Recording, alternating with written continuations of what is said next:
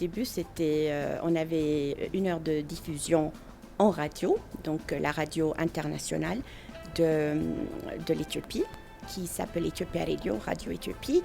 Alors on avait 1 heure de transmission en langue française, notamment 8 minutes de journal et puis des émissions, des différentes émissions comme l'Éthiopie d'aujourd'hui, Ciblant l'Afrique, l'invité de la semaine. Alors ça, on l'avait depuis 60 ans sur la radio.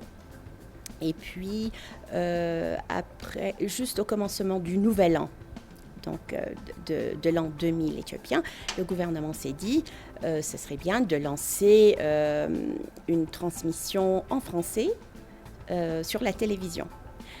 Donc c'est donc à l'occasion du millénaire éthiopien que les émissions en français sur la télé ont débuté pour la toute première fois.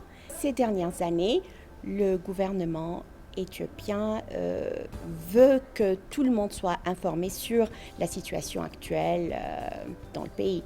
Donc, vu qu'il y a beaucoup de francophones ici qui travaillent à l'UA, puis il y a beaucoup d'organisations francophones aussi. Donc, le gouvernement s'est dit, il faut que ces gens-là puissent avoir les informations en français. Donc, c'est ça la raison principale. Quand on parle de développement, il faut aussi diversifier la communication. Et du coup, le français, c'est une langue internationale et c'est très utilisé après l'anglais ici. Il y a l'amharique, l'anglais, puis après, c'est le français et l'arabe. Et pour informer les gens, puis vu qu'on veut vraiment que les investisseurs viennent investir ici, il faut qu'on puisse communiquer, il faut qu'on puisse répondre à leurs questions dans leur langue. Et notamment, il y a beaucoup de Français qui veulent investir ici. Et c'est pour ça qu'on a dit que le français, d'avoir le journal en français, les émissions en français peut nous aider.